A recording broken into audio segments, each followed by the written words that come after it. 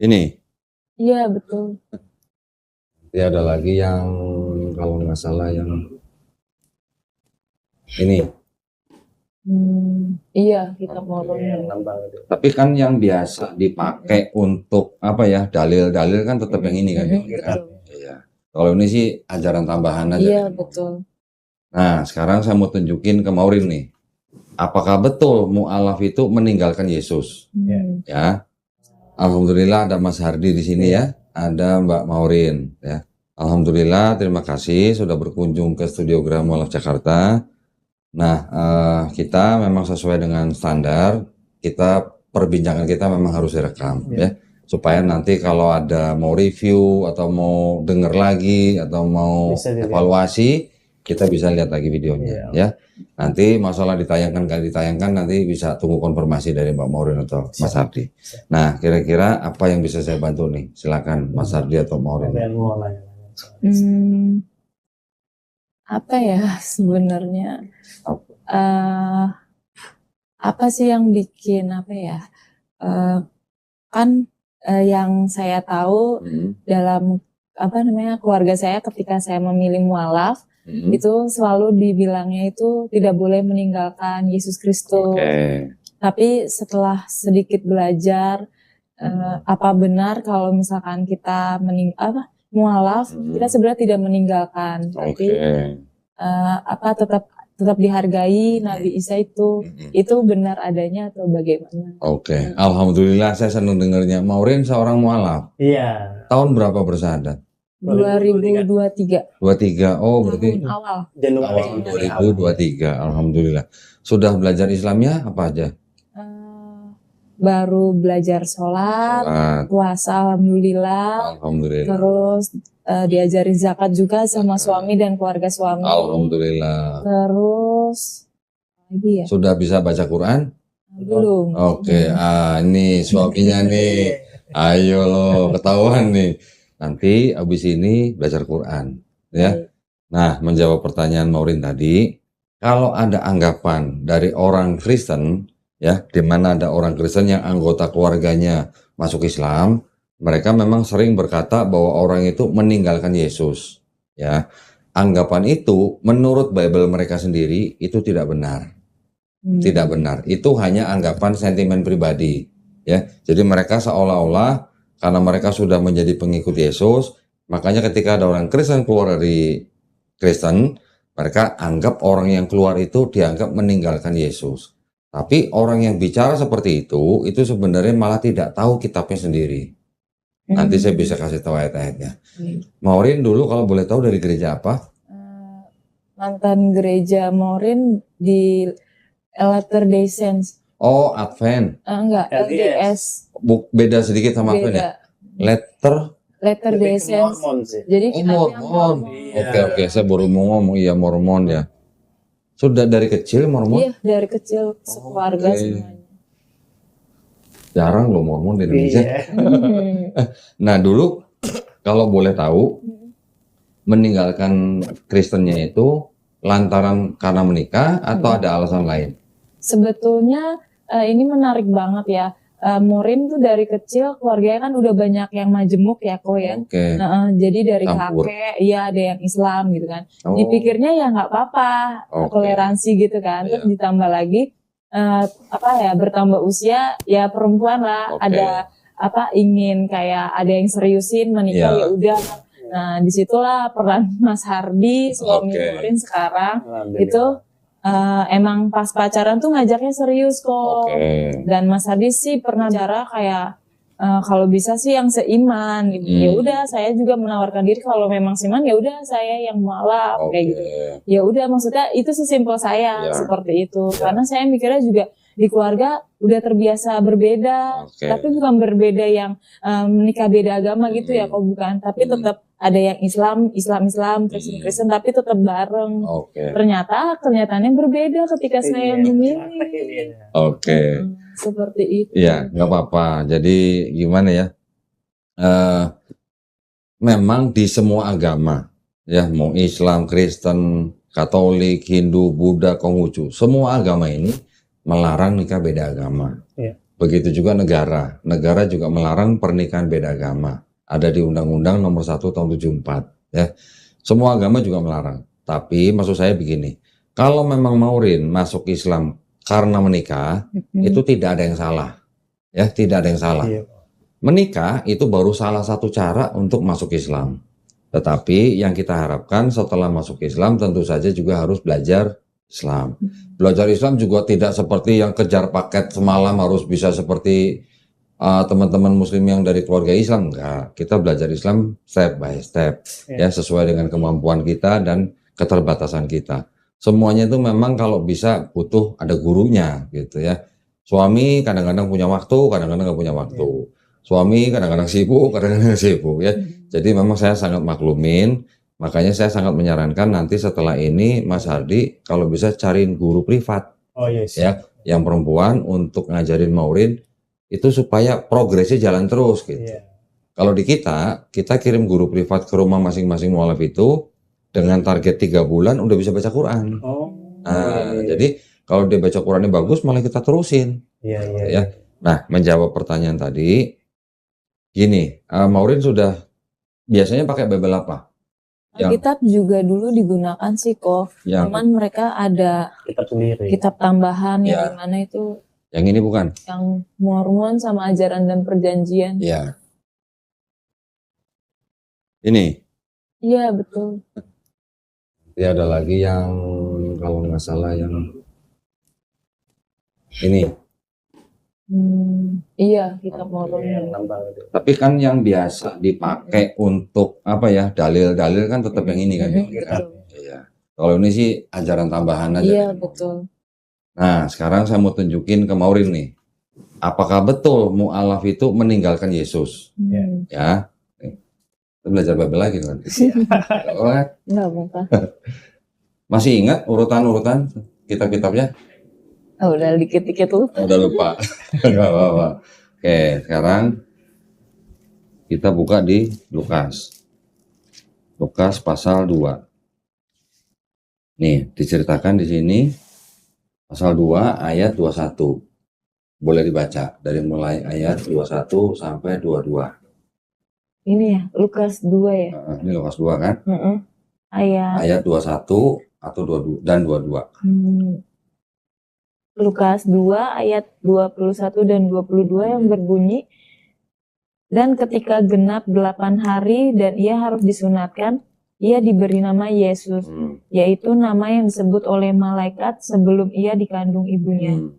Dan ketika genap waktu pentahiran, menurut hukum Taurat Musa, mereka membawa dia ke Yerusalem untuk menyerahkannya kepada Tuhan. Boleh lanjutin satu lagi? Sampai 23-24. Seperti ada tertulis dalam hukum Tuhan, semua anak laki-laki sulung harus dikuduskan bagi Allah. Dan untuk mempersembahkan korban menurut apa yang difirmankan dalam hukum Tuhan, yaitu sepasang burung tekukur atau 2 ekor anak burung merpati. Di sini disebutkan usia 8 hari Yesus disunat ya. Kemudian disebutkan lagi Yesus dibawa ke bait suci untuk mempersembahkan apa? Sepasang burung tekukur. Kalau di Islam mempersembahkan sepasang hewan itu disebut apa Mas? Kurban. Bukan. Akikah. Jadi Yesusnya sunat, Yesusnya akikah, ya kan? Iya. Umat beragama apa yang laki-lakinya disunat dan akikah sepasang hewan? Islam. Itu ya. Tambahin lagi. Yesus juga di Matius pasal 4. Matius pasal 4 ayat 1 dan 2. Di Matius 4 ayat 1 dan 2 berbunyi, maka Yesus dibawa oleh Roh ke padang gurun untuk dicobai iblis, dan setelah berpuasa 40 hari dan 40 malam akhirnya laparlah Yesus. Umat Islam puasa berapa hari? Sebulan, 30 hari. Sebulan, 29 atau 30 hari, tergantung bulannya. Betul. Tapi biasanya kalau di Ramadan itu 30 hari. Yesus berpuasa 40 hari. Kita biasanya setelah 30 hari ada tambahan puasa bulan Syawal kan? Berapa hari? 6 hari. Nanti ada puasa sunnah lah yang lain. Deket kan? Nggak jauh beda. Jadi Yesus puasa.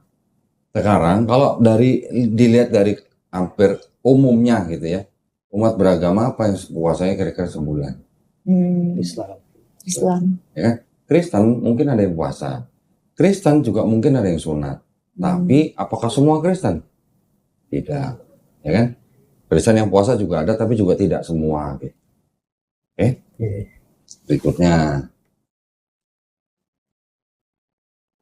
Matius pasal 5 ayat 17. 17 aja nggak apa-apa lah. 17. Di Matius 5 ayat 17, janganlah kamu menyangka bahwa aku datang untuk meniadakan hukum Taurat atau kitab para nabi. Aku datang bukan untuk meniadakannya, melainkan untuk menggenapinya. Nah, Yesus bilang, jangan kamu menyangka aku datang untuk meniadakan hukum Taurat. Aku datang bukan untuk meniadakan hukum Taurat, tapi untuk apa? Menggenapinya. Hukum Taurat tahu isinya apa aja kira-kira? 10 hukum Taurat 10 itu ya. perintah Allah. Sunat ya? Sunat. Boleh makan babi nggak kalau di hukum Taurat? Lupa lagi. Nah, kita baca.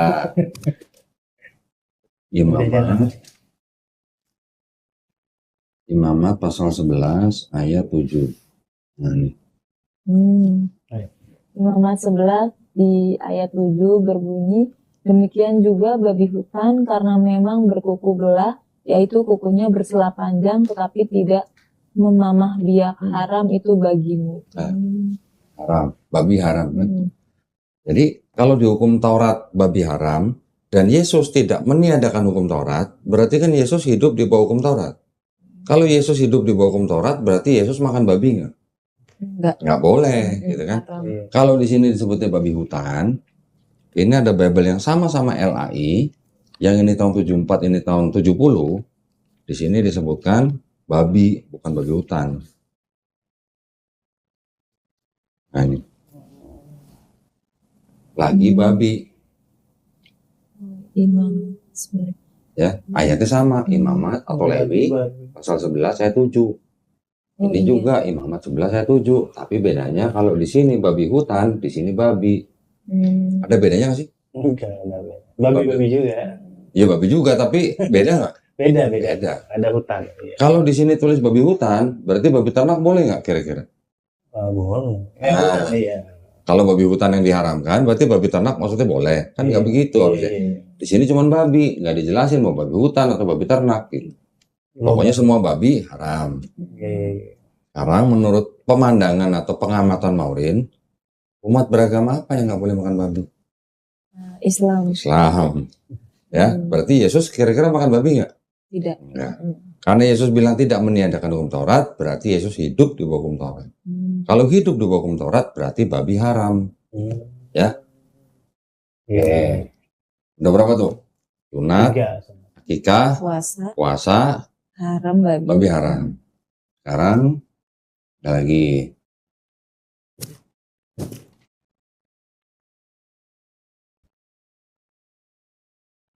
Matius pasal 26. Matius 26 ayat 39. Mana 39? 39, boleh. Matius 26 di ayat 39 yang berbunyi, maka ia maju sedikit lalu sujud dan berdoa katanya, ya Bapakku, jikalau sekiranya mungkin biarlah cawan ini lalu daripadaku, tetapi janganlah seperti yang ku kehendaki, melainkan seperti yang engkau kehendaki. Dikatakan tadi awal pertamanya apa? Maka ia, Yesus kan, maju sedikit, lalu sujud. Yesus sholat sujud. Umat beragama apa yang sholatnya sujud? Islam. Markus pasal 1 ayat 35 nih. Di Markus 1 ayat 35 yang berbunyi, pagi-pagi benar, waktu hari masih gelap, ia bangun dan pergi keluar. Ia pergi ke tempat yang sunyi dan berdoa di sana. Berdoa pagi-pagi benar. Sholat apa mas? Subuh. Umat Islam sholat subuh nggak? Subuh. Yang ngomong Bible ya, bukan saya. Ya. Lagi Matius pasal 27 ayat 59. Di sini yang diceritakan di salib dan mati Yesus. Tapi umat Islam kita tidak percaya Nabi Isa alaihissalam dibunuh dari salib. Tapi ceritanya di sini Yesus, ya. Yesus ketika sudah disalib, jenazahnya diapain? Tolong dibaca ayat 59. Matius 27 ayat 59 berbunyi, dan Yusuf pun mengambil mayat itu, mengapaninya dengan kain lenan yang putih bersih. Yesus jenazahnya dikafani. Umat beragama apa yang kalau meninggal dikafani? Islam. Kalau Kristen jenazahnya diapain? Pakai peti ya. Jadi kalau begitu Yesus disunat, Yesus akikah, Yesus puasa, Yesus tidak makan babi, Yesus sholatnya sujud, Yesus sholat subuh, Yesusnya apa tadi? Dikafani. Ya kan? Udah kan? Yesus disunat, Yesus akikah, Yesus puasa, Yesus tidak makan babi, Yesus sholatnya sujud, Yesus sholat subuh, Yesus mati dikafani, jenazahnya dikafani. Umat beragama apa yang melakukan ini semua? Kalau bukan Islam. Islam kan? Kalau begitu, Islam ini mengikuti perbuatan Yesus di sini nggak? Kalau gitu. Iya. Ya. Kristen bagaimana? Kristen mungkin ada yang disunat, tapi tidak wajib, ya. Karena apa? Karena Paulus mengatakan malah karena Yesus yang mati di atas kayu salib itu sudah membatalkan hukum Taurat. Di Efesus pasal 2 ayat 15. Efesus pasal 2 ayat 15. Nih. Ini Galatia. Dan Efesus pasal 2 ayat 15. Efesus 2 ayat 15 berbunyi, sebab dengan matinya sebagai manusia ia telah mengetahui Taurat dengan segala perintah dan ketentuannya untuk menciptakan keduanya menjadi satu manusia baru di dalam dirinya, dan dengan itu mengadakan damai sejahtera. Ya. Yesus di satu sisi bilang, jangan kamu menyangka aku datang untuk meniadakan hukum Taurat. Aku datang bukan untuk meniadakan Taurat, tapi untuk menggenapi. Ya. Paulus di satu sisi bilang, Yesus yang mati sebagai manusia sudah membatalkan hukum Taurat. Padahal Yesus tadi di Matius 5:17 juga mengatakan, sebelum langit dan bumi lenyap, ya, ini 5:17 kan, sekarang baca yang 18 nih. Karena aku berkata, coba. Matius 5 ya? 18. Matius 5 ayat 18, karena aku berkata kepadamu sesungguhnya selama belum lenyap langit dan bumi ini, satu iota atau satu titik pun tidak akan ditiadakan dari hukum Taurat sebelum semuanya terjadi. Ya, Yesus bilang sebelum langit dan bumi lenyap, satu iota atau satu titik dalam hukum Taurat tidak akan dihilangkan. Berarti hukum Taurat itu hilang atau lenyap kalau langit dan bumi lenyap, gitu kan? Iya. Paulus bilang Yesus yang mati sebagai manusia itu sudah membatalkan hukum Taurat. Kalau gitu, boleh nggak saya katakan Paulus memfitnah Yesus? Yesus nggak pernah bilang membatalkan hukum Taurat. Langit dan bumi belum lenyap, satu iota pun tidak akan dihilangkan. Kok bisa-bisanya Paulus bilang Yesus yang mati di atas kayu salib membatalkan hukum Taurat? Seolah-olah Paulus memfitnah Yesus. Yesus nggak pernah bilang nanti aku akan mati di atas kayu salib untuk membatalkan hukum Taurat. Nggak ada begitu. Ya. Nah, jadi ada perbedaan nih antara ajaran Yesus dan ajaran Paulus. Satu, Yesus tidak pernah bilang akan membatalkan hukum Taurat dengan cara apapun. Karena selama langit dan bumi itu belum lenyap, tidak akan dihilangkan satu iota atau satu titik. Paulus bilang, karena dia sudah mati menjadi sebagai manusia, dia sudah membatalkan hukum Taurat. Yang kedua, Paulus mengajarkan adanya dosa waris atau dosa asal. Disebutkan apa? Karena dosa satu orang itu, Hawa, istrinya Adam, Maka setiap keturunan manusia sudah membawa dosa itu. Ada di Roma pasal 2 ayat Roma 5 ayat 12. Di Roma 5 ayat 12 yang berbunyi, sebab itu sama seperti dosa telah masuk ke dalam dunia oleh satu orang, dan oleh dosa itu juga maut, demikianlah maut itu telah menjalar kepada semua orang, karena semua orang telah berbuat dosa. Jadi Paulus bilang, setiap keturunan Adam sudah bawa dosa yang dilakukan oleh satu orang itu. Sedangkan ajaran Yesus gimana? Yesus tidak pernah mengajarkan dosa waris. Yang Yesus ajarkan gimana? Matius 18 ayat 3. Matius 18 ayat 3, lalu aku berkata kepadamu, sesungguhnya jika kamu tidak bertobat dan menjadi seperti anak kecil ini, kamu tidak akan masuk ke dalam kerajaan sorga.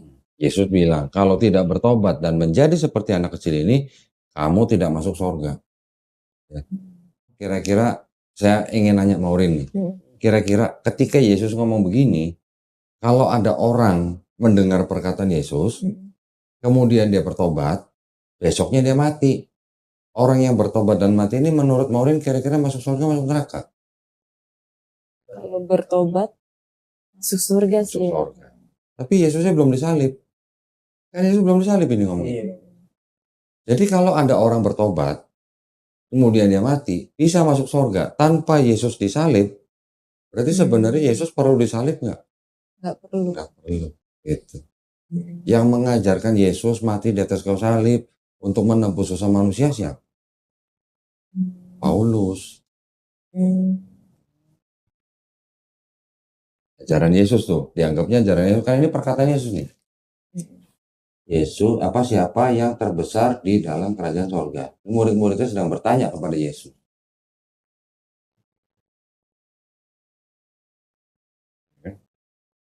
Yesus ngajarinya menyembah siapa?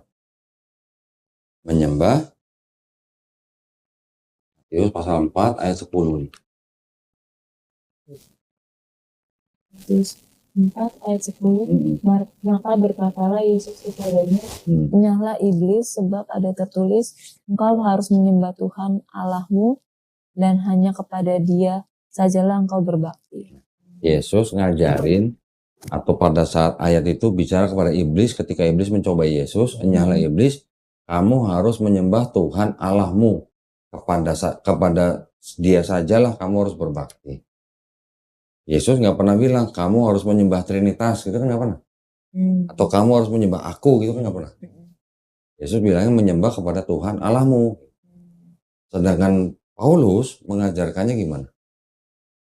Ada di Roma pasal 10 ayat 9. Roma 10 ayat 9. Sebab jika kamu mengaku dengan mulutmu bahwa Yesus adalah Tuhan dan percaya dalam hatimu bahwa Allah telah membangkitkan Dia dari antara orang mati, maka kamu akan diselamatkan. Beda nggak? Beda. Yesus bilang, sembahlah Tuhan Allahmu. Yang dimaksud siapa? Bapa kan? Paulus bilang, kalau kamu mengaku dengan mulutmu bahwa Yesus adalah Tuhan dan Juru Selamat, dan percaya dalam hatimu bahwa Bapa telah membangkitkan Dia, kamu selamat. Jadi kalau begitu pertanyaannya, orang yang masuk Islam, orang yang memeluk Islam atau menjalankan Islam, apakah dia tidak mengikuti Yesus? Kan malah mengikuti Yesus. Disunat, akikah, berpuasa, nggak makan babi, sholatnya sujud, dikafani. Nah Kristen gimana? Ada yang sunat sedikit, nggak semua disunat. Ada yang puasa juga nggak semuanya puasa. Ada yang nggak makan babi, Advent, nggak makan babi. Apalagi yang mati dikafanin, ada nggak Kristen? Menurut aku nggak sih, belum lihat. Masuk peti ya. Terus apalagi? Yang sholatnya sujud ada nggak? Ada, tapi sedikit sekali. Ini Kristen Ortodok nih biasanya. Di Mesir juga ada Kristen Koptik yang sujud.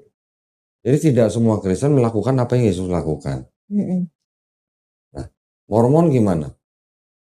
Melakukan yang seperti Yesus lakukan nggak?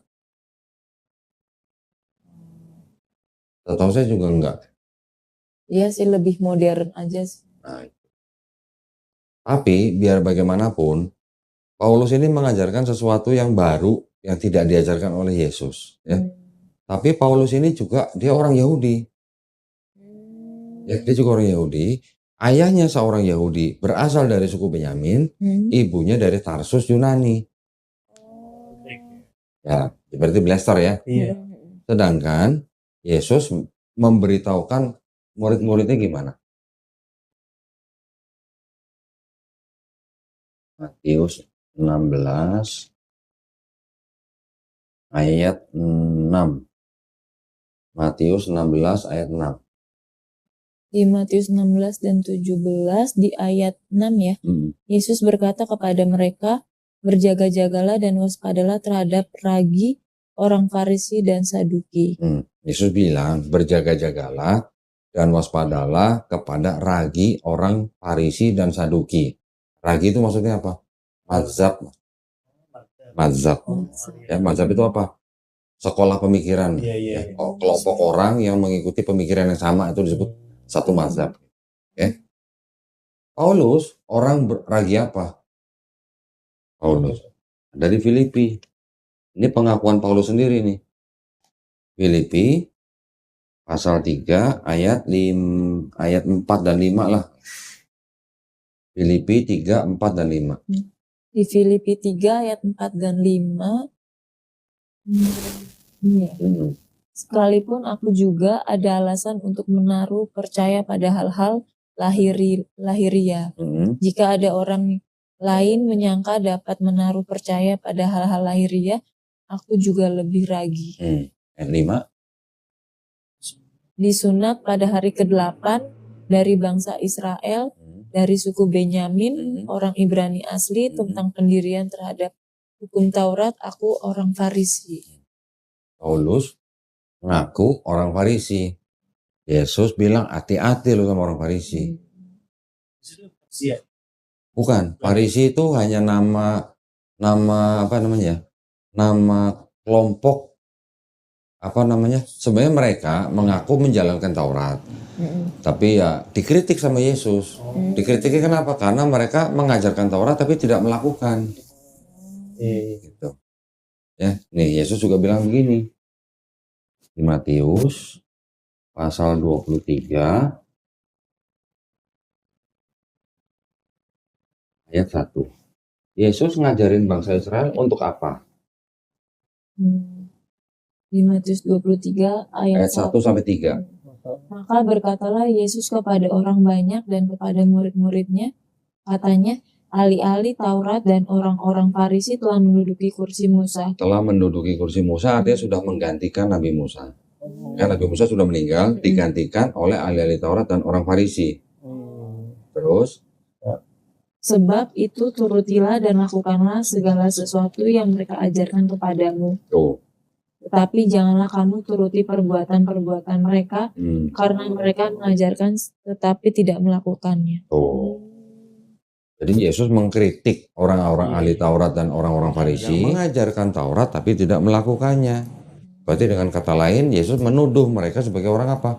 Munafik. Yesus menyebut mereka dengan sebutan apa? Hai kamu keturunan ular beludak gitu kan. Ya, Yesus bilang hati-hati dan waspadalah terhadap orang ragi Farisi dan Saduki. Kalau yang Saduki itu orang-orang Israel juga, tapi mereka tidak ikut campur dalam urusan agama. Mereka biasanya berurusan dengan urusan politik gitu. Pada waktu itu kan bangsa Israel dikuasai oleh Romawi. Nah, yang berurusan dengan orang-orang Romawi itu orang-orang Yahudi yang Saduki. Yang ngurusin agama Farisi.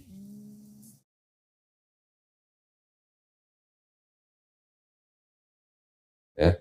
Jadi kalau begini, orang Islam atau orang yang masuk Islam sebenarnya mereka tidak meninggalkan Yesus. Tapi mereka mengikuti sunnah Yesus dalam Bible malah. Sunnah Yesus. Arti perbuatan yang dilakukan Yesus di dalam Bible itu malah yang dilakukan sama orang Islam. Sedangkan orang Kristen malah tidak mengikuti perbuatan Yesus, tapi mengikuti ajaran Paulus. Kan sekarang orang Kristen percaya bahwa mereka dosa sudah ditebus dengan matinya Yesus di atas kayu salib. Kan gitu orang Kristen kan.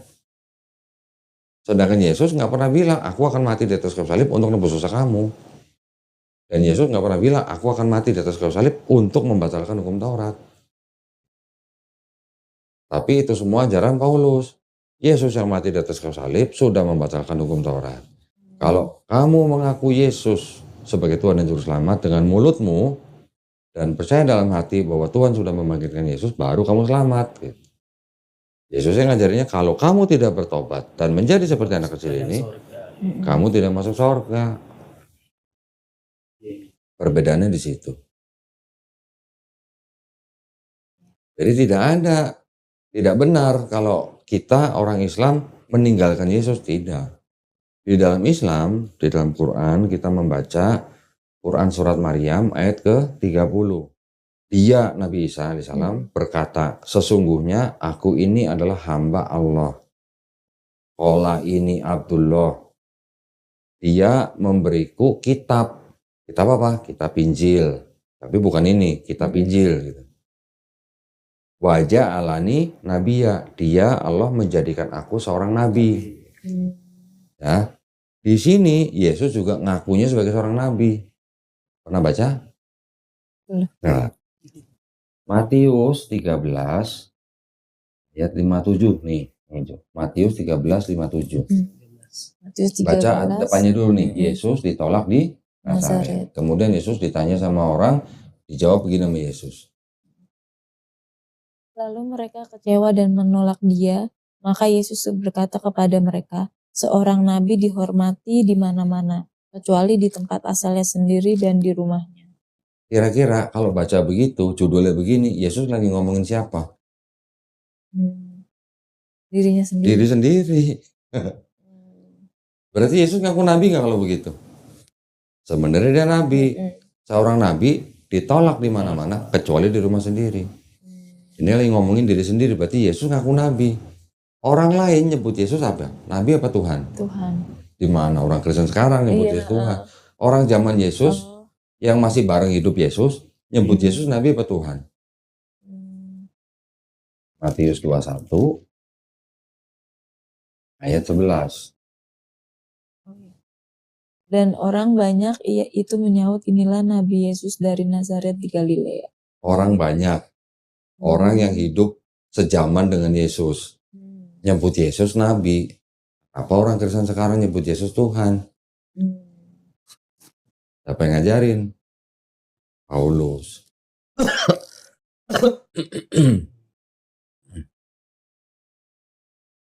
Jadi sebenarnya antara Bible, khususnya yang 4 gospel, Matius, Markus, Lukas, Yohanes, yang menceritakan tentang Yesus, sebenarnya ini masih cocok, masih ada yang cocok dengan Quran, masih ada. Yang berbeda jauh hanya apa? Di 4 gospel ini Yesus diceritakan dibunuh dan disalib. Mati di atas kayu salib, bangkit hari ketiga. Kalau di Quran dibantah, Nabi Isa alaihissalam atau Yesus Kristus tidak dibunuh dan tidak disalib. Di Quran surat An-Nisa ayat 157 dikatakan wa ma qataluhu wa ma salabuhu walakin syubihalahum. Dia tidak dibunuh, dia tidak disalib, tetapi yang disalib adalah orang yang diserupakan.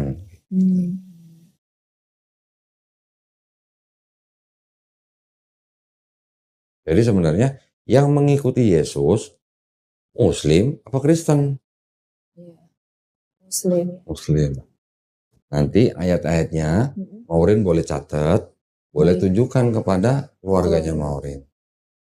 Atau tunjukkan videonya kepada keluarga Maureen untuk mereka menonton dan mengecek sendiri dalam Bible mereka. Nanti makanya ayat-ayatnya akan saya tampilkan. Supaya keluarga Maureen juga bisa cek dan recheck gitu. Jangan sampai omongan saya dianggap asumsi, saya tidak mau. Ada ayatnya semua di situ. Baik kok. Ya. Yesus sendiri ngaku dia punya Tuhan nggak? Ya, Bapak. Matius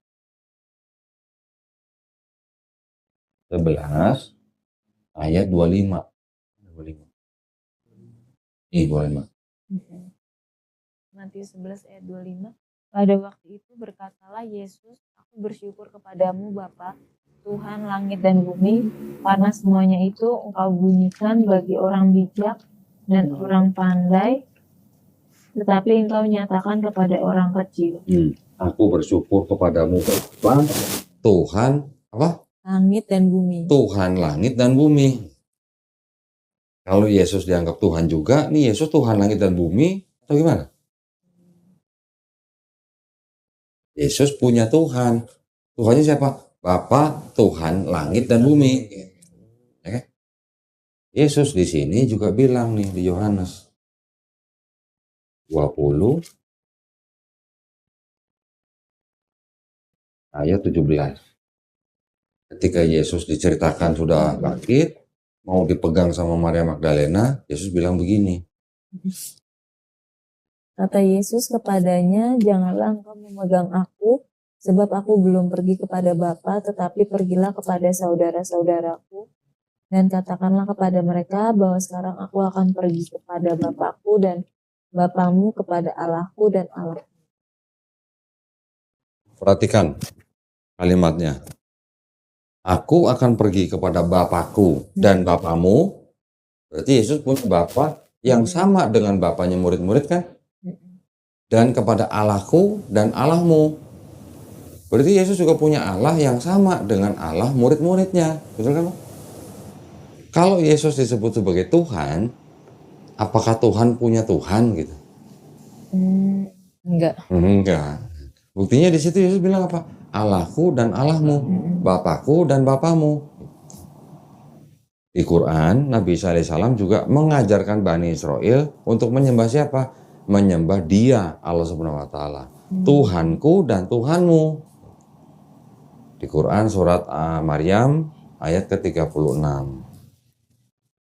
Nanti tampilin ayatnya di sini.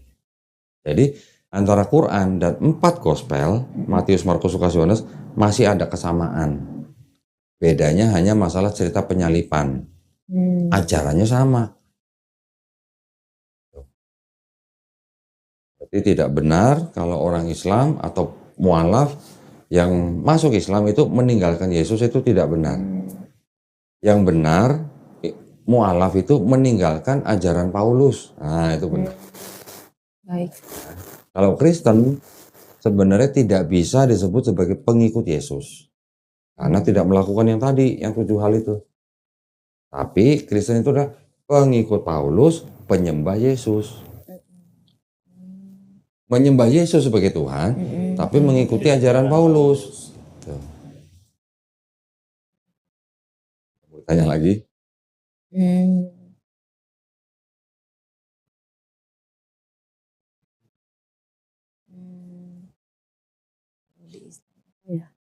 Kalau di Islam tuh sebenarnya bukan nggak mau tanya, justru Morin harus banyak belajar gitu. Iya. Jadi perlu dikasih tahu karena kan blank Betul. banget. Betul. Yang paling terketuk Morin memeluk agama Islam tuh gini kok. Ngelihat kelembutannya sih, kesabarannya gitu. Alhamdulillah.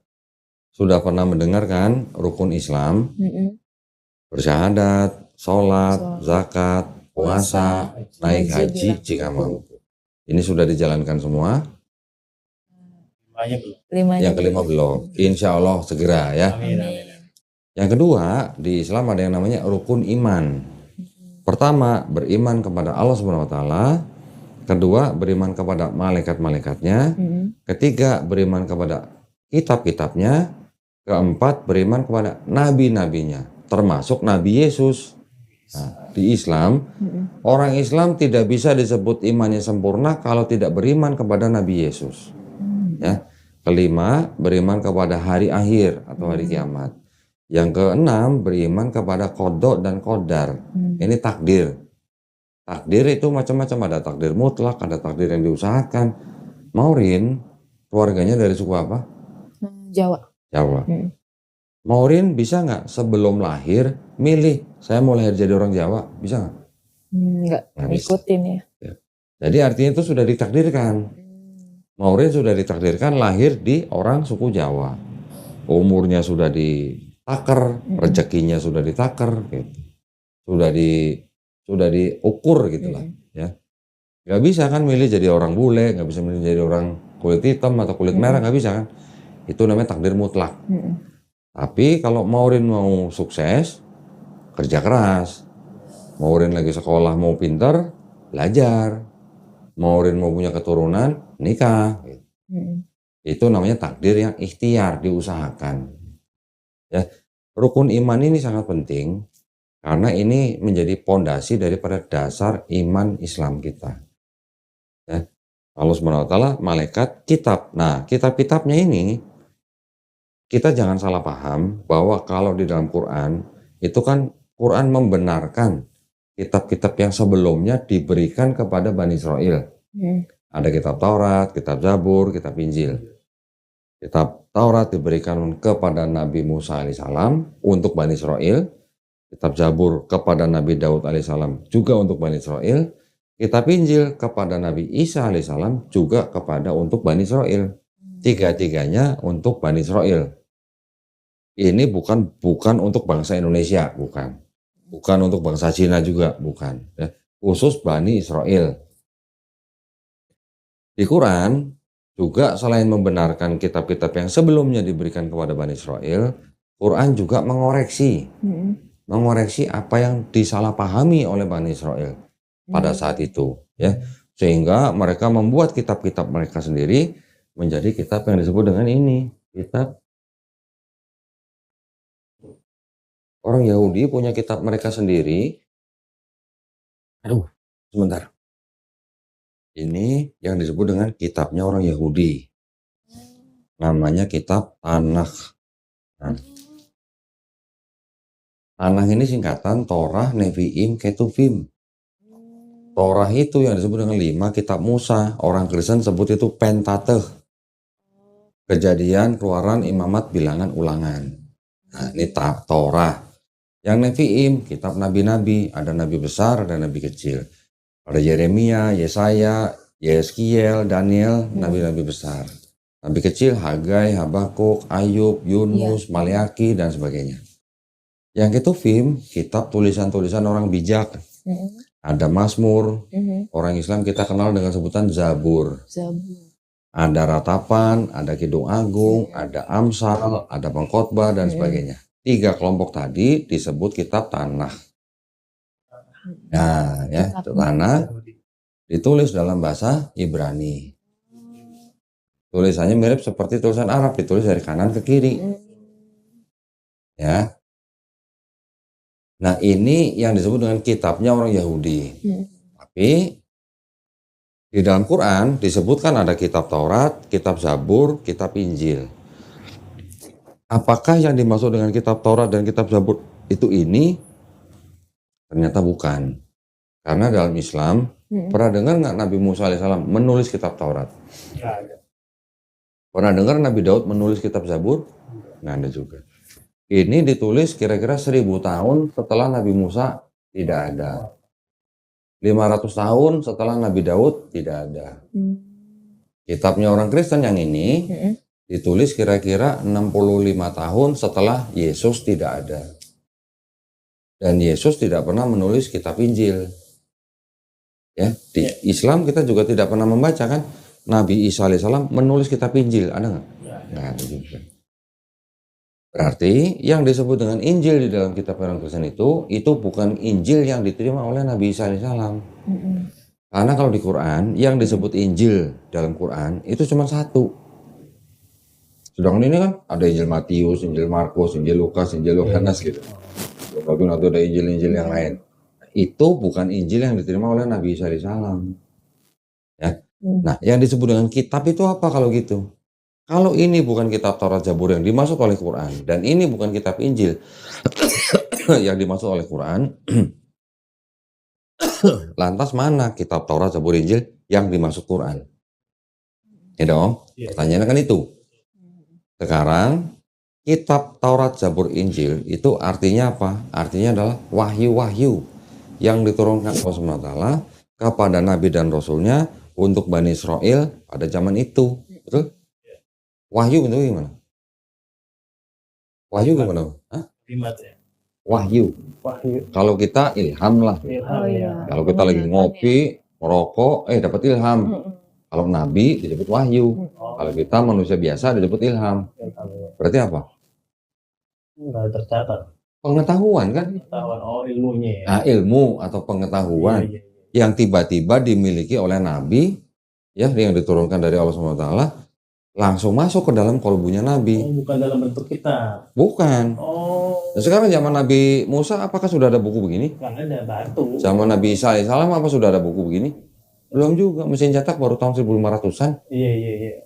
Ya, paling ada pada zaman itu yang di abad-abad Masehi itu paling mereka berupa gulungan-gulungan. Iya. Nah, jadi kata kitab di dalam Quran itu artinya tidak harus berbentuk buku atau gulungan. Kata kitab dalam Quran yang konteksnya adalah kitab Taurat, Zabur, Injil yang diberikan kepada Bani Israel, itu artinya selain bisa wahyu yang dibukukan atau ditulis, tapi juga bisa berarti apa? Hukum, ketetapan, perintah, aturan dari Allah SWT kepada suatu kaum atau umat tertentu. Iya. Itu bisa disebut kitab gitu. Ya.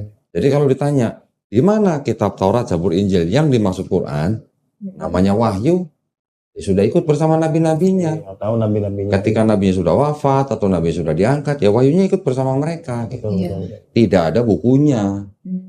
Nah ini terus kalau gitu buatan siapa? Ini buatan orang Yahudi, ini buatan orang Kristen. Terus apakah ini semuanya salah? Enggak. Masih ada sisa-sisa firman Tuhannya, masih ada. Contoh di dalam Ulangan misalnya. Maureen bisa baca. Nanti saya bisa bandingkan dengan Qurannya ini supaya Maureen akidahnya kuat gitu. Ulangan pasal 6 ayat 4. Kalimat pertama aja. Pasal 6 ayat 4. Dengarlah hai orang Israel, Tuhan itu Allah kita, Tuhan itu Esa, kasihilah Tuhan Allahmu dengan segenap hatimu dan segenap jiwamu dan segenap kekuatanmu. Bahasa Ibraninya bunyinya begini. Shema Israel. Shema Israel itu artinya dengarlah hai bangsa Israel. Adonai Elohinu, Adonai Ehad. Adonai Elohenu, Adonai Ehad. Tuhan Allah kita, Tuhan itu Esa. Sama nggak dengan Qul huwallahu ahad? Apa? Saya buka lagi. Keluaran pasal 9 ayat 14. 9 ayat 14. Sebab sekali ini aku akan melepaskan segala tulahku terhadap engkau sendiri, terhadap pegawai-pegawaimu dan terhadap rakyatmu, dengan maksud supaya engkau mengetahui bahwa tidak ada yang seperti aku di seluruh bumi. Tidak ada yang seperti aku di seluruh bumi. Walam yakulahu kufuwan ahad. Sama. Ya. Ada lagi nanti di bilangan. Bilangan 23 ayat 19. Allah bukanlah manusia sehingga ia berdusta, bukan anak manusia sehingga ia menyesal. Masakan ia berfirman dan tidak melakukannya, atau berbicara dan tidak menepati. Allah bukan manusia. Allah bukan anak manusia. Sama nggak dengan lam yalid walam yulad? Masih banyak yang lain. Ada ini di Keluaran 33 ayat 20. Ayat 20 lagi firman-Nya, engkau tidak tahan memandang wajahku, sebab tidak ada orang yang memandang aku dapat hidup. Sama. Di Islam juga begitu. Kita memahaminya tidak ada manusia yang bisa memandang Allah hidup. Nabi Musa pengen lihat Allah aja baru dikasih lihat sedikit. keagungannya aja gunung hancur. Gunungnya Nabi hancur. Musa pingsan gitu. Nggak bakal bisa ngelihat wajah Allah. Ya. Ada lagi.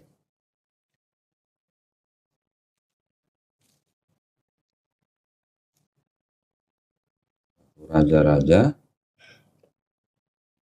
8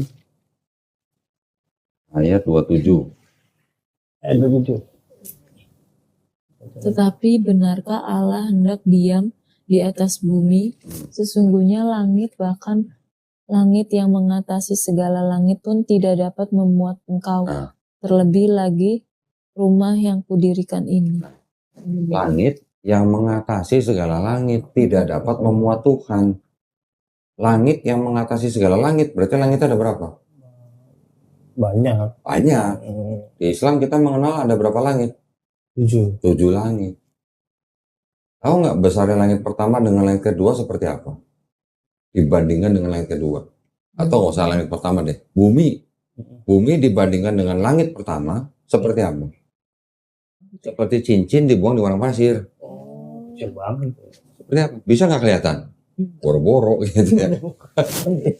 Bumi kalau kita lihat di ilmu astronomi, sebesar apa bumi dibandingkan dengan tata surya, dengan galaksi? Seperti apa besarnya? Kecil banget kan? Itu baru tata surya dan galaksi. Ada berapa miliar galaksi di langit kita? Triliunan galaksi. Ya kan? Jadi bumi dibandingkan dengan langit pertama, dan sampai sekarang belum ada manusia bisa menyentuh langit pertama. Jadi bumi seperti cincin dibuang di padang pasir terhadap langit pertama. Langit pertama tambah bumi dibandingkan dengan langit kedua juga seperti cincin dibuang di padang pasir. Langit pertama, langit kedua, langit ketiga, keempat, kelima, keenam, ketujuh, 7 langit plus bumi dibandingkan dengan Sidratul Muntaha, pernah dengar ya? Juga sama seperti cincin dibuang di padang pasir. Sidratul Muntaha tambah 7 langit tambah bumi dibandingkan dengan arsnya Allah juga sama seperti cincin di padang pasir. Itu baru arsnya, belum kursinya. Bukan kursi begini ya. Iya. Singgasana lah gitu. Ars nanti dibanding dengan semuanya dibandingkan dengan singgasananya Allah juga seperti cincin di padang pasir.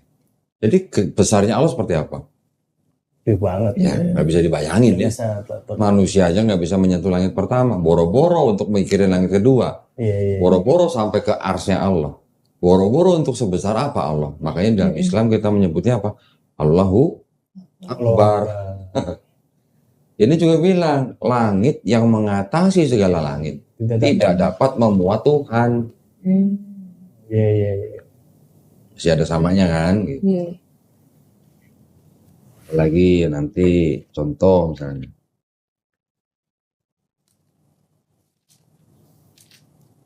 Ayub 9:32. Ini sih mirip lah yang tadi. Tuhan bukan manusia, itulah ya sama. Nanti ada lagi Ayub 37 ayat 16. Tuhan itu maha tahu. Nah, kita di Islam juga Allah itu maha mengetahui, ya kan? Terus ada lagi nanti di Mazmur, Hosea sudah, di Maliaki.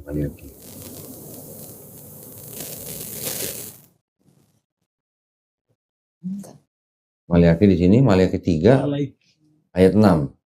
Coba tolong baca. Bahwasannya aku Tuhan tidak berubah dan kamu Bani Yakub tidak akan lenyap. Nah, Tuhan tidak akan berubah. Nah, sekarang gini, Maurin. Kenapa? Saya agak gresek dikit. Oh. Tambahin aja besok. Yang itu nggak dicabut aja. Sekarang coba kita rangkum ya. Tuhan yang bukan manusia itu, Tuhan yang bukan anak manusia itu, Tuhan yang maha tahu itu, Tuhan yang tidak akan berubah itu, Tuhan yang tidak ada sesuatu apapun yang serupa dengan dia di bumi, ya, dan Tuhan yang tidak bisa dilihat sama manusia, dan Tuhan yang maha besar. Bagaimana ceritanya? Bisa jadi Yesus. Yesus manusia, Yesus anak manusia, Yesus tidak maha tahu. Ketika ditanya hari kiamat, Yesus bilang yang tahu hanya Bapa. Anak nggak tahu, malaikat pun nggak tahu. Ya kan? Bagaimana ceritanya? Semua sifat Tuhan yang ini bisa jadi Yesus yang terbatas. Ada di dalam Bible. Jadi sebenarnya kenapa kok perjanjian lama ini kok seolah-olah kontradiksi dengan perjanjian baru? Karena perjanjian lama ini sebenarnya bukan punya Kristen. Tapi punya siapa? Punya Yahudi. Oh, apa, tanah. Tanah itu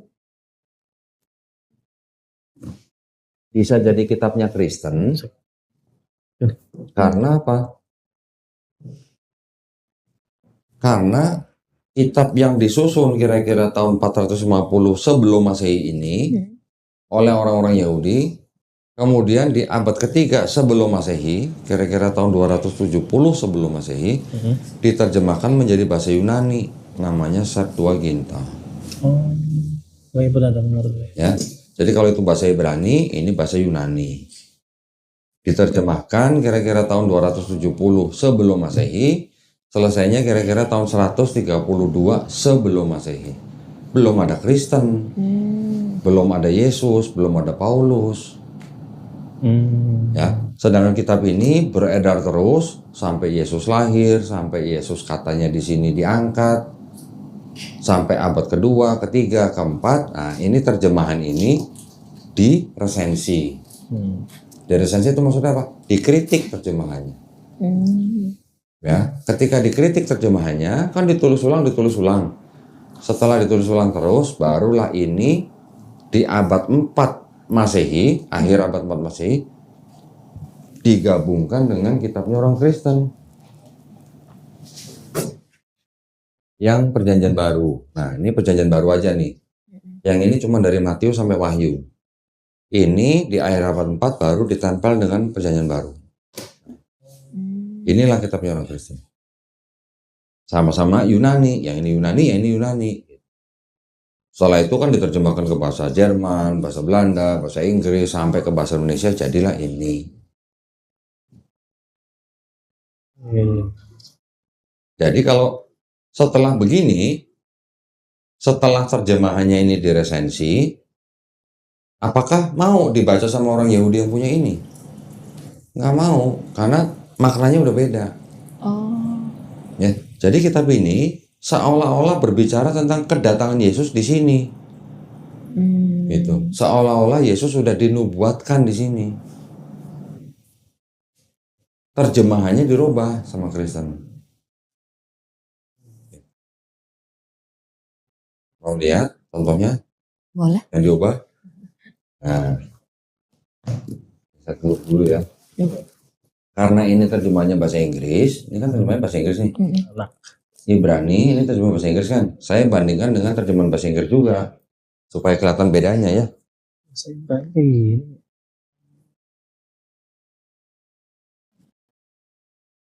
Contoh ayat yang dianggap sebagai nubuat buat Yesus. Atau sebelumnya saya kasih tunjukin ini dulu deh, supaya Maureen punya bayangan.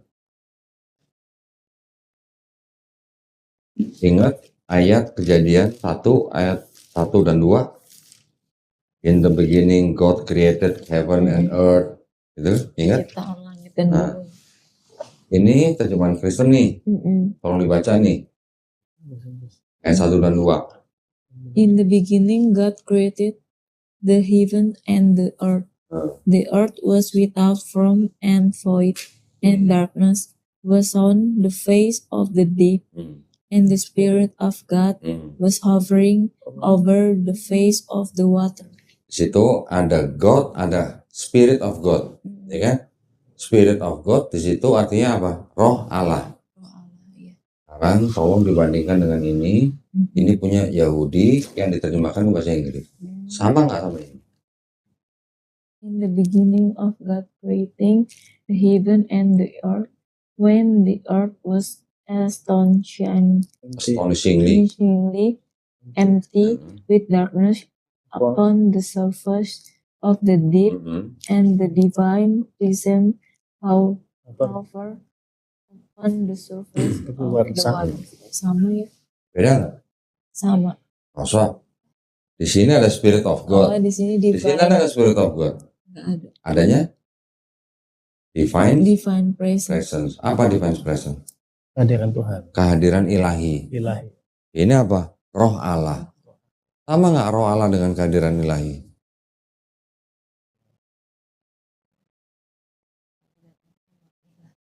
Beda ya? Beda. Sekarang saya tanya, kalau bahasa Indonesia begini.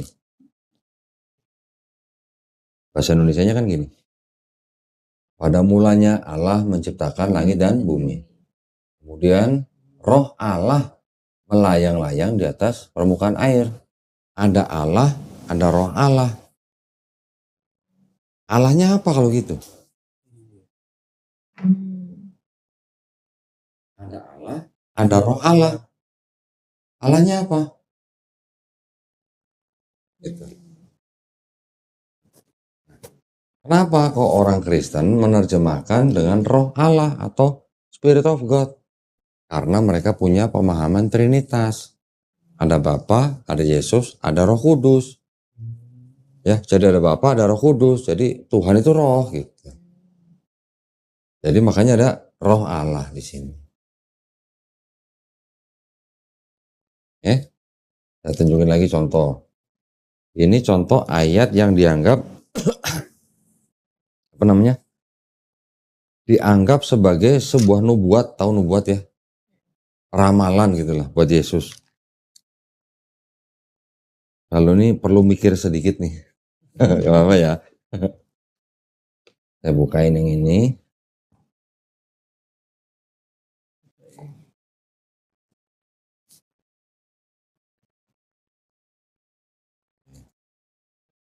Ini ada di Yesaya atau Yesaya 9 ayat 6. Tolong dipelajarin, dibaca.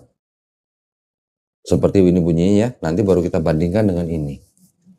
Silakan. Unto us a child is born, unto us a son is given, and the government will upon his shoulder, and his name will be called Wonderful Counselor, Mighty God, Everlasting Father, Prince of Peace. Ini Seperti itu artinya. atas nama Bapa yang lahir dalam atas anak yang diberikan. Anak yang lahir. Terus sama anak laki-laki yang diberikan. Terus sama gubernur di atas punggungnya kan. Di punggungnya ya. Dan dalam nama dipanggil Wonderful Counselor yang hebat, Mighty God, apa ya? Tuhan yang kuat perkasa, Everlasting, tiada akhir ya. Bapak yang tidak ada akhir, sama Pangeran Damai ya, kedamaiannya, Prince of Peace. Yang itu, for a child has been born us, anak yang lahir untuk kami, son, anak laki-laki yang diberikan ke kami, dominion will rest on his shoulder. Pundaknya ya. Iya. Penasehat terbaik, Tuhan yang perkasa, Yesaya. Bapak abadi, memanggilnya Yesaya. Name Shalom, Prince of Peace. Oh Shalom. Prince of Peace. Shalom. Jadi perbedaannya di sini nih Yesaya. Di sini Yesaya beda ya Pak? Nih called Hezekiah name. Sama ini nih. Dominion will rest. Di sini nggak ada Yesaya. Iya. Wonderful. Everlasting. Di sini Yesaya yang dipanggil. Oh begitu. Kita tanya ya. Bedanya di sini nih.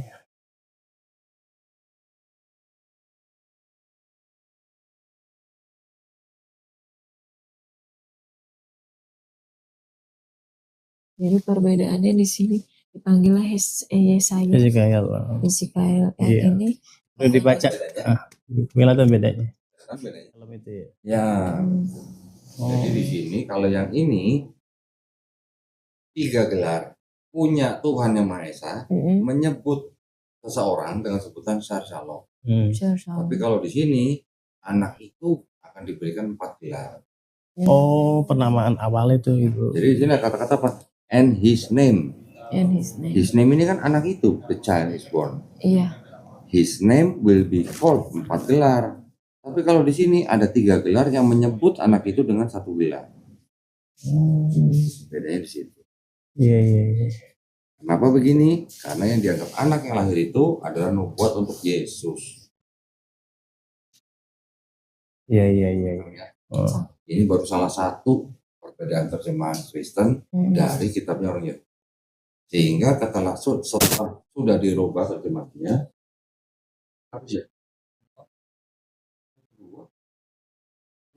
aduh sorry. Jadi setelah dirubah terjemahannya, kitab yang ini menjadi seolah-olah berbicara tentang kedatangan Yesus di Perjanjian Baru. Gitu. Ya. Itu ya paham. Itu yang terjadi. Jadi banyak perbedaan dari Banyak. anak ke Banyak. Karena terjemahannya udah berubah. Iya. Murni lagi. Belum lagi nanti yang di sini. Di sini sebutnya young woman. Kalau di sini sebutnya young woman nih. Yesaya 7:14. Sini ada sebut young woman nih. Ada nggak? Nih, young woman. Ya kan? Tapi kalau di sini apa? Virgin. Sama nggak? Atau beda. Young woman sama virgin beda. Young woman bisa aja sudah nggak virgin. Iya. Virgin belum tentu young woman. Iya. Kan ada juga. All virgin ada juga kan? Ada. Kenapa virgin? Karena ayat ini dikutip oleh penulis Perjanjian Baru yaitu di Matius. Matius di sini mengutip ayat tadi dengan sebutan apa? Virgin nih. Ayat Yesaya 7:14 dikutip di Matius 23. Itulah caranya penulis Perjanjian Baru membuat seolah-olah Yesus sudah dinubuatkan oleh Perjanjian Lama. Perjanjian Lama itu punya orang Yahudi. Iya. 12 ya. Jadi ibu nggak ninggalkan Nabi Isa. Malah ngikutin. Ibu malah jadi pengikut Yesus. Berkerudung. Ini sebenarnya juga ajaran Yahudi. Ya. Itu sebenarnya juga malah disuruh oleh Paulus juga untuk pakai kerudung. Paulus juga tidak salah-salah amat gitu. Yang baru dari Paulus adalah apa? Dosa waris, ya, mengaku Yesus sebagai Tuhan dan Juru Selamat. Tetapi untuk masalah kerudung, Paulus masih apa namanya? Masih sesuai dengan Islam. Saya tunjukin. Ini yang disebut perkataan Paulus nih. 1 Korintus 11 ayat 5 nih.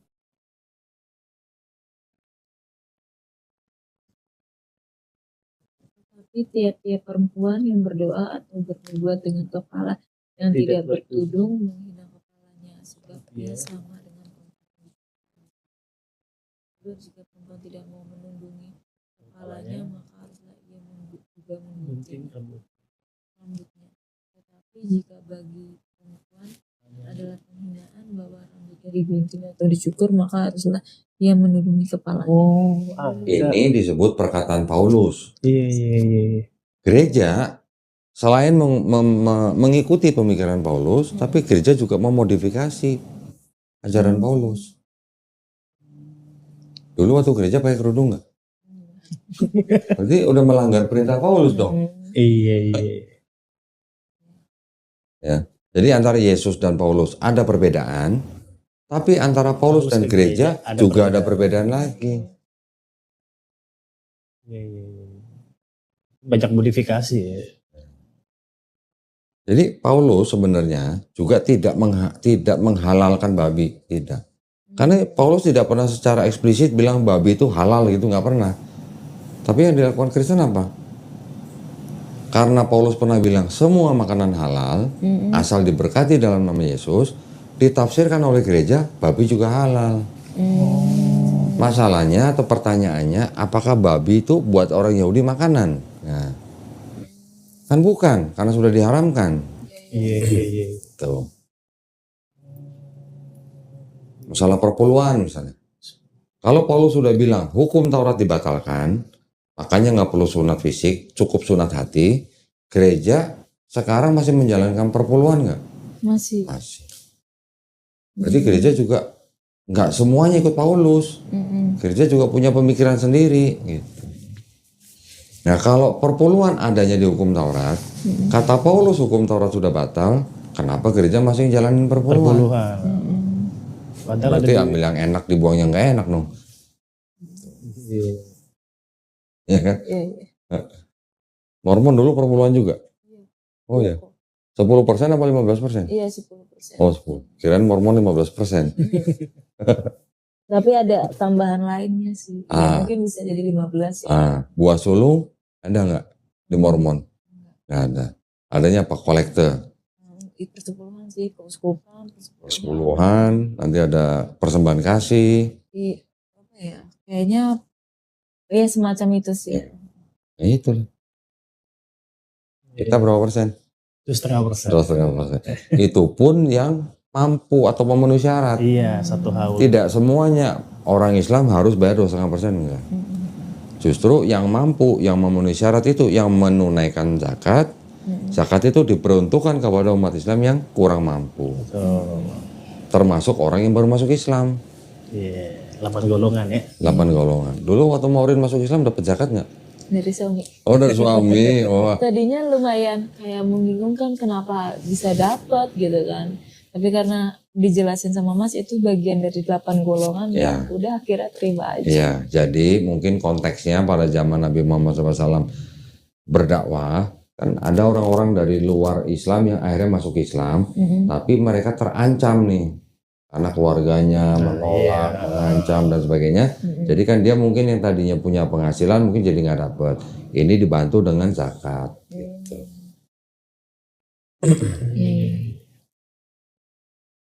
Lagi mau tanya? Ada lagi ya Ibu? Yang bingung di Islam apa? Nah, atau mau nanya soal Islam juga boleh. Iya. Tadi udah sepaket sih ya sebenarnya. Sambil kayak bukan roaming juga sih, maksudnya kayak kan udah menjalani hampir 3 tahun dalam Islam ya. Jadi sebenarnya udah ngerasain gitu. Cuman kayak ada beberapa faktor yang lain jadi nyambung-nyambung gitu aja sih paling kok. Tinggal bagaimana menyatukan apa ya? Menyatukan rasa di dalam Islam. Ya. Contoh dari sholat, dari sujudnya, dari wudhunya, dari syariat yang lain, zakat dan sebagainya, disatukan rasanya menjadi satu rasa dalam hati kita. Iya benar. Ya, tadi belajar rukun iman sudah. Islam.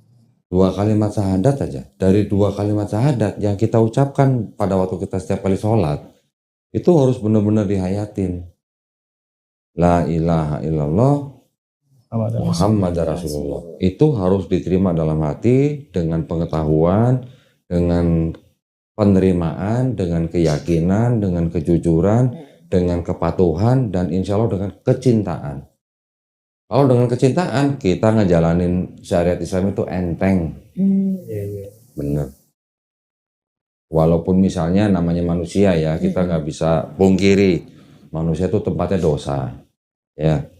Tapi selama manusia itu hidup, pintu tobat itu terbuka lebar. Siapa yang mau bertobat, dia manusia yang terbaik. Sesuai kata Nabi Isa. Seperti itu. Untuk masuk ke kerajaan surga itu. Nah ya, saya kasih lagi contoh nih di Perjanjian Lama. Ini konsep bertobatnya orang Yahudi nih.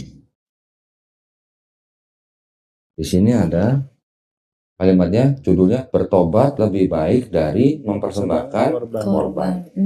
Ada ayat bunyi begini nih, tolong dibaca. Yesaya pasal 1 ayat 16 sampai 18. Basuhlah, bersihkanlah dirimu, jauhkanlah perbuatan-perbuatanmu yang jahat dari depan mataku. Berhentilah berbuat jahat, belajarlah berbuat baik, usahakanlah keadilan, kendalikan orang kejam, belajarlah hak anak yatim, perjuangkanlah perkara janda-janda, marilah baiklah kita berperkara firman Tuhan, sekalipun dosamu merah seperti krimisi akan menjadi putih seperti salju, sekalipun berwarna merah seperti kain kesumba akan menjadi putih seperti bulu domba. Saya mau nanya nih, Mas Hardi. Iya.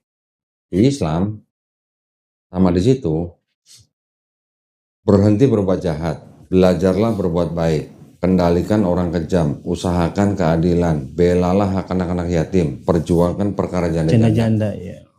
Sama nggak dengan amar ma'ruf nahi mungkar?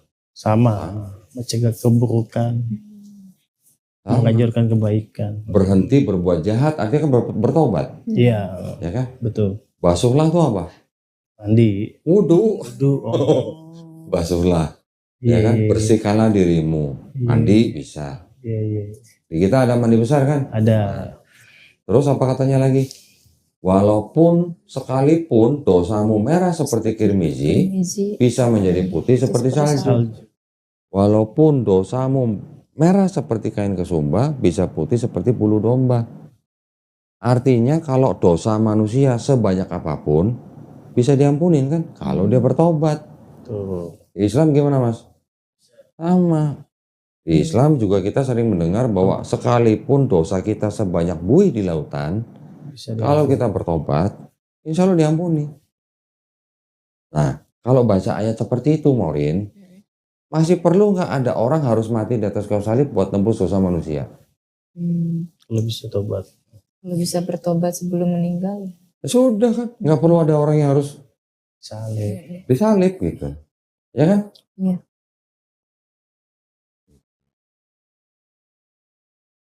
Yeskiel, ini konsepnya keselamatan orang Yahudi begini nih. Yeskiel pasal 18 ayat 20-21. Setiap manusia bertanggung jawab atas dirinya. Ayat 20, orang yang berbuat dosa itu yang harus mati. Anak yang tidak akan turut menanggung kesalahan ayahnya dan ayahnya tidak akan turut menanggung kesalahan anaknya. Orang benar akan menerima berkat kebenarannya dan kefasikan orang fasik akan bertanggung atasnya. Terus orang fasik jika apa? 21. Tetapi jikalau orang fasik bertobat dari segala dosa yang dilakukannya dan berpegang pada segala ketetapanku serta melakukan keadilan dan kebenaran, ia pasti hidup, ia tidak akan mati. Orang fasik tahu nggak apa? Orang yang berbuat dosa secara terus-menerus, itu disebut orang fasik. Orang fasik jika bertobat dan melakukan ketetapan Allah dan melakukan keadilan dan kebenaran, ia pasti hidup. Ia tidak akan mati. Maksudnya hidup apa? Surga. Mati surga. Jadi orang yang fasik aja masih diberi kesempatan bertobat. Kalau udah bertobat, selamat. Apa masih perlu ada orang harus mati di atas kayu salib buat tebus orang fasik?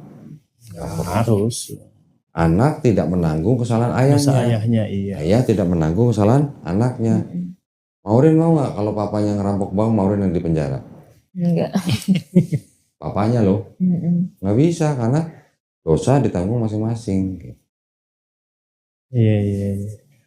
Jadi konsep ketuhanan, konsep keselamatan di dalam perjanjian lama punya orang Yahudi itu beda konsepnya dengan konsep ketuhanan dan konsep keselamatannya Paulus. Tapi konsep ketuhanan dan konsep keselamatannya Yesus masih sama dengan perjanjian lama. Dan perjanjian lama dan ajaran Yesus dengan konsep ketuhanan dan keselamatan Islam masih sama. Betul. Jadi kalau gitu Yesus Muslim atau bukan gitu pertanyaannya? Muslim. Muslim. Cuman nggak pakai peci aja. Kalau peci kan khusus Indonesia. Iya. Gitu. Betul. Kalau di Palestina mungkin sorban gitu. Atau kain penutup. Imamah ya. Gitu. Nah sekarang ini buat menguatkan aja. Nabi Muhammad SAW disebut Muslim, ya kan? Iya. Nabi Muhammad SAW juga diperintahkan apa? Sujud. di Quran surat Al-Hajj ayat ke-77. Ya ayyuhalladzina amanur ka'u, wahai orang beriman, rukuklah. Ruku tahu ya? Gitu. Sujud. Ruku. Oh iya, Ruku. Ruku belum sujud ya? Sujud. Baru gini nih. Iya, iya. Rukuklah. Wasjudu. Apa? Sujudlah dan sujudlah. Wa'budu robbakum, dan mengabdilah dan beribadalah kepada Tuhanmu. Nabi Muhammad SAW disebut Muslim. Dia sujud. Yesus kan tadi sujud. Udah baca kan? Sama. Matius 26:39 sujud. Nabi Abraham di Bible Kejadian pasal 17 ayat 3 sujud. Mau baca silakan. Bilangan 34 ayat 8 Nabi Musa sujud. Keluaran 34 ayat 8. Bilangan 16 ayat 22 Musa dan Harun sujud. Yosua pasal 5 ayat 14 Yosua bin Nun sujud. 1 Tawarikh pasal 29 ayat 20 Mazmur 95 ayat 6 Nabi Daud dan umatnya sujud. Nehemia pasal 8 ayat 6 Nabi Ezra atau kita kenal Nabi Uzair sujud. Kalau Nabi Muhammad SAW disebut seorang Muslim dan dia bersujud, itu berarti Nabi Abraham, Nabi Musa, Nabi Harun, Nabi Daud, Nabi Yosua, Nabi Esra, Nabi Yesus, Muslim bukan? Muslim. Ada di Bible semua tuh ayatnya. Nabi mana yang makan babi? Nah, Enggak kamu ada. tanya.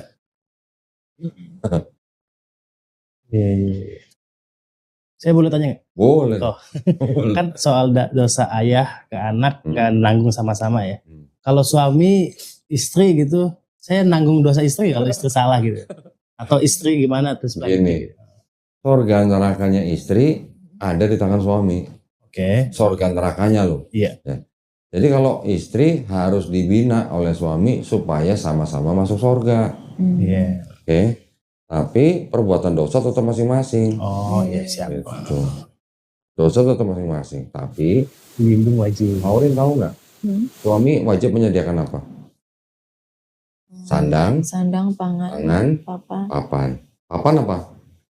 tempat tinggal, Sandang, Baju. pakaian, pangan, makanan. Selama ini yang masak Maureen apa Hardi? Kadang Maureen, kadang beli. Oh, kan yang bertanggung jawab dia. Iya. Jadi sebenarnya yang bertanggung jawab memberi makan istri itu suami. Ya. Bukan istri yang bertanggung jawab memberi makan suami. Tetap suami yang harus menjamin makanan untuk istrinya. Iya. Oke? Bisa jadi suami yang pergi masak ke pasar, pergi belanja sayur ke pasar. Bisa jadi suami yang masak. Ini tanggung jawab suami. Iya. Tapi kalau istri mau masakin suami, mau belanjain sayur buat suami, bahkan mau cuciin baju suami, ini sebenarnya istrinya lagi bersedekah buat suami. Iya. Jadi kalau istrinya bersedekah buat suami, suaminya harus tahu diri. Gitu. Siap. Istrinya tugasnya apa? Tugas istri apa? Patuh, taat sama suami. Tuh taat. Selain itu Mendukung. Apalagi? Apalagi Ibu yang tahu. Udah jangan banyak-banyak. Yang dijalani selama ini itu sih. Oh itu. Udah punya anak belum? Lagi isi. Alhamdulillah. Sudah isi. Insya Allah nanti dimudahkan. Amin. Nanti insya Allah yang membesarkan siapa? Ibu dan Kita bapak. berdua. Tapi yang lebih bertanggung jawab tentang anak siapa? Ibu. Nah, suami kan sandang pangan papan buat istri dan anaknya. Tapi anak dari kecil ini udah pegangan ibu nih ceritanya nih. Iya. Kasih sayang ibu, yang menyusui ibu. Makanya di dalam Islam kita diajarkan untuk lebih sayang dan hormat kepada ibu kadarnya 3 kali lebih tinggi daripada kepada bapak. Kenapa? Yaitu karena ibu yang mengandung kita, ibu yang melahirkan kita, taruhannya nyawa, ibu yang membesarkan kita dengan segala kerepotannya gitu. Mungkin ibunya lagi nyusui, suaminya ngorok gitu misalnya, ibaratnya gitu. Makanya di dalam Islam seorang anak kepada ibunya itu harus benar-benar sayang dan hormat. 3 kali kadarnya lebih tinggi daripada ke suami atau ke ayah gitu. Iya. Ibu Ibu baru ayah. Bukan 1 ayah 3 istri, bukan. Ya, udah menunjukkan kepada keluarganya sekarang.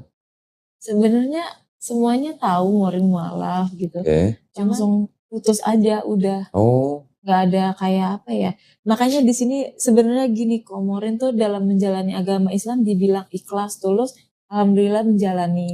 Cuman beberapa konflik atau perdebatan yang ada tuh balik lagi ke emosional. Kayak kadang dari suami istri kita berdua atau kadang ada satu kata, maksudnya nggak mungkin lah papa sama mami itu nggak berperan penting dalam hidup anak ya. Ucapannya itu kadang bikin kena di hati, jadi kayak ketika Morin memilih agama Islam udah bukan kebanggaan buat kami orang tua, jadi kadang kayak gimana ya, bukan menyesali kayak kenapa harus seperti ini gitu, karena kan dari kecil sendiri Morin lihat keluarga Morin tuh majemuk gitu, dan mereka fine-fine aja gitu kan, tapi kenapa ketika Morin memilih itu nggak merasakan kayak gitu. Biasanya di dalam keluarga yang majemuk, untuk orang tua nih, ketika saudaranya orang tua, entah sepupunya orang tua, entah apalah, pokoknya saudaranya orang tua, ada yang Islam, mereka akan baik-baik saja, tetap menghormati, toleransi dan sebagainya. Tapi ketika anak daripada suami istri sendiri yang berbeda, itu yang biasanya mereka sangat-sangat tidak bisa terima. Nggak semuanya, tapi kebanyakan begitu. Banyak orang tua yang akan ngomong begini, kamu ini, ngomong sama anaknya nih ya, kamu ini sudah dilahirkan, sudah dikasih makan, sudah dibesarin, sudah disekolahin, sekarang udah gede meninggalkan agama orang tua. Gitu. Emang ada agama orang tua ya? Nggak ada agama orang tua. Yang ada 6 agama yang diakui di Indonesia kan? Iya. Maksudnya adalah tidak sama dengan agama yang dianut orang tua. Tetapi orang tua kadang suka nggak tahu begini. Di negara Republik Indonesia itu ada Undang-Undang Dasar 1945 pasal 29 ayat 2. Setiap warga negara Indonesia diberikan hak yang penuh. Untuk apa? Untuk memilih dan menjalankan agama dan kepercayaannya masing-masing. Jadi orang tua pun tidak bisa melarang anaknya menganut agama apa yang dipilih oleh anak itu. Secara hukum nggak bisa. Nah, tapi juga yang namanya orang tua kita tahu lah ya, pasti mereka pengen anaknya satu iman sama mereka. Kita nggak bisa, kalau orang Jawa bilang tuh maido gitu. Maido itu artinya apa ya? Menyalahkan. Mereka juga pasti punya perasaan. Nah, hampir semua rata-rata orang tua pasti punya perasaan yang sama. Mereka pasti maunya anak yang agamanya sama. Tetapi itu harus juga lihat, anak juga punya hak yang sama dengan orang tua. Nggak bisa dipaksakan gitu. Nah, itulah makanya kita selalu mengajarkan kepada mualaf-mualaf yang di sini, kalau orang tuanya masih beda keyakinan, kamu yang harus berusaha sedemikian rupa supaya orang tua kamu menerima kamu karena akhlak kamu gitu. Bukan karena agama kamu. Karena akhlak kamu gitu. Agama kamu sudah mengajarkan kamu harus sayang dan hormat pada orang tua, tunjukkan pada orang tua. Biar orang tuanya ngelihat sendiri, bisa membedakan, oh iya anak saya setelah Islam makin sayang, makin hormat kepada orang tua. Orang tua siapa yang nggak luluh hatinya kalau selalu dibaik-baikin sama anaknya, diperhatikan sama anaknya, dirawat sama anaknya.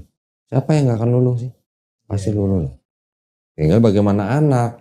Tapi kalau anaknya istilahnya sama orang tua ngomongnya ketus atau bagaimana atau masing-masing, orang tua pasti kesel lah gitu. Pasti ya. Jadi kita yang harus berusaha mencari atau mencuri hati orang tua kita. Gitu ya. Mudah-mudahan dilancarin. Makanya mulai sekarang harus bisa mencari cara bagaimana menyenangkan orang tua. Mulai pertama dengan dari ibu. Pertama kali dari ibu. Ibu kita tuh kunci surga kita. Ya.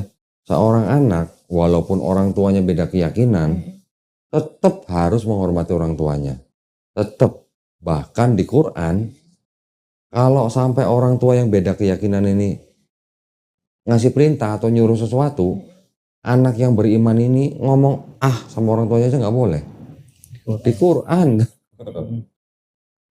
Cuman menjawab aja nggak boleh, apalagi membantah, nggak mau ngikutin. Di Islam sampai begitunya. Karena apa? Saking pentingnya kita menghormati orang tua. Walaupun beda keyakinan.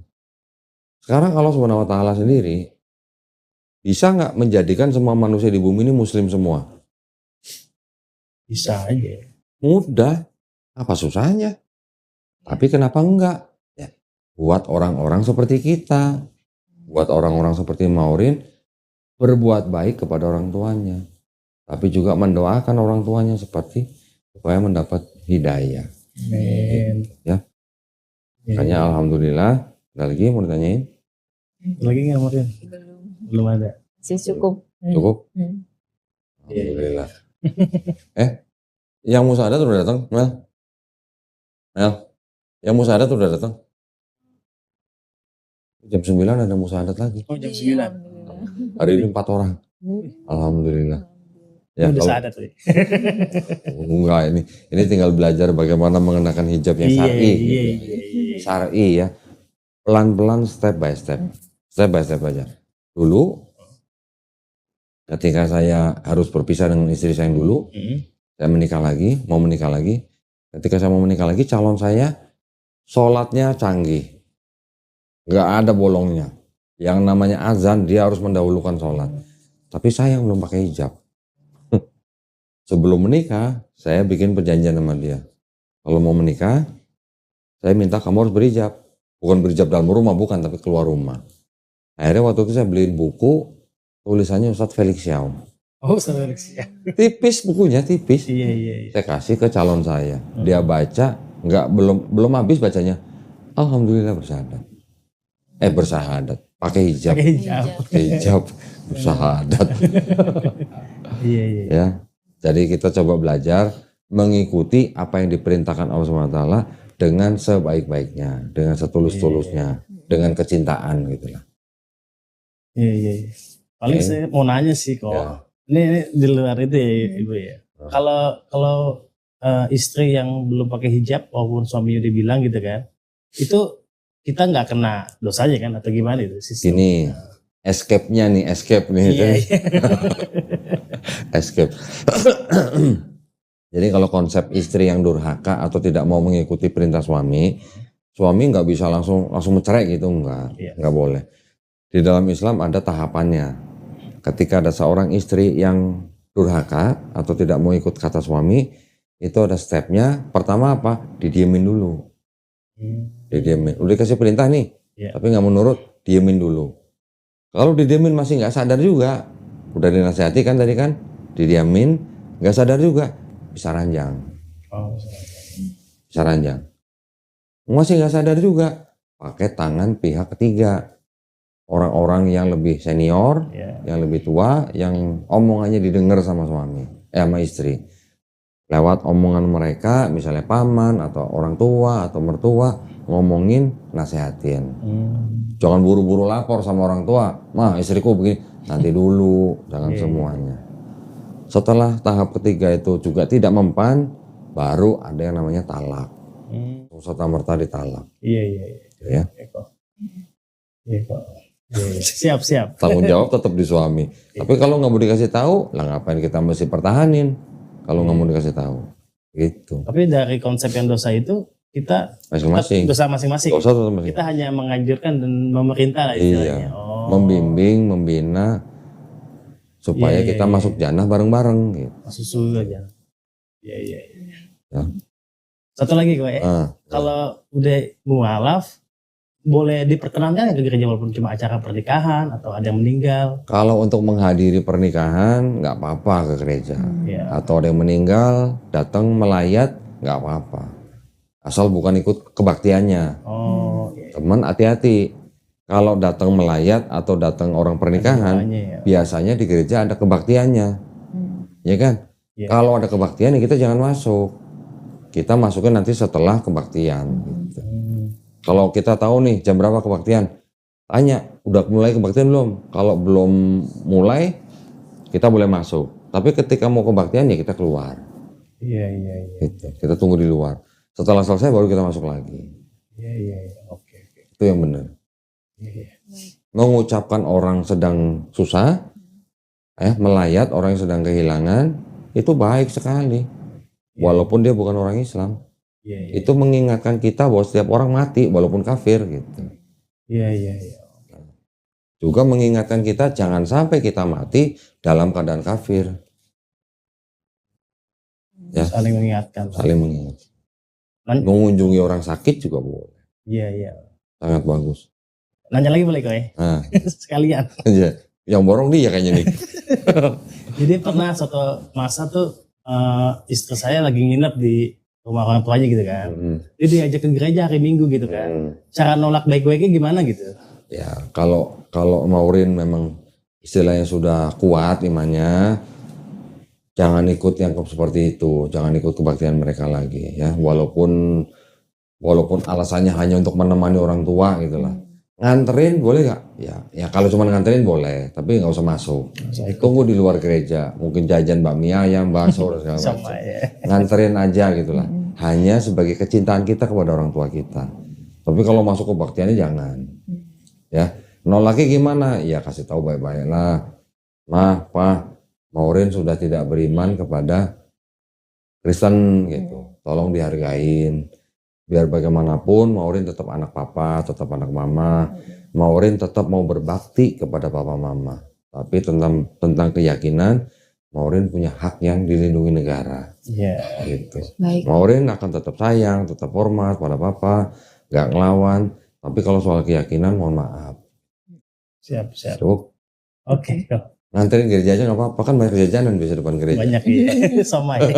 Somai. Dia udah ngincer somai berarti. Baik tuh. Nah, alhamdulillah, mudah-mudahan saya berdoa, Maureen, Mas Ardi, kita semua nih ya, semoga kita semua dijadikan golongan manusia yang mengikuti apa yang sudah diturunkan Allah SWT melalui Rasulnya. Amin. Dan insya Allah kita dijadikan manusia yang menjadi saksi keesaan Allah SWT. Amin. Ya. Dan insya Allah kita juga dilindungi dan dirahmati, dijauhkan dan dihindarkan dari api dan asap neraka. Amin. Ya, alhamdulillah. Terima kasih banyak atas kunjungannya, Sama-sama. Mas Ardi, Maureen.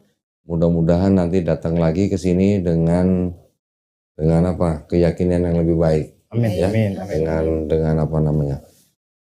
Dengan kabar yang lebih baik lah pokoknya. Saya pengen dengar kabar mamanya Maureen sudah baik atau gimana. Ya. Baik kalau gitu, terima kasih juga sekali lagi atas perhatiannya dari para pemirsa. Ini semuanya adalah pelajaran ya, pelajaran buat kita semua. Mudah-mudahan bermanfaat buat para pemirsa, juga yang ingin berpartisipasi di dalam perjuangan dakwah kita, dipersilakan untuk mengirimkan ke Bank Muamalat dengan nomor rekening 3030 300 atas nama Yayasan Garda Mualaf Indonesia, dan bisa konfirmasi ke nomor handphone 0813 9883 7007 ya. Barakallahu fikum, semoga partisipasi para pemirsa diterima di sisi Allah SWT sebagai amal jariah. Amin ya robbal alamin. Baik, kalau kita pamit undur diri ya. Kita jumpa di konten-konten berikutnya. Akhir kata, wabillahi taufiq wal hidayah. Wassalamualaikum warahmatullahi wabarakatuh. Waalaikumsalam. Terima kasih banyak ya. Mari.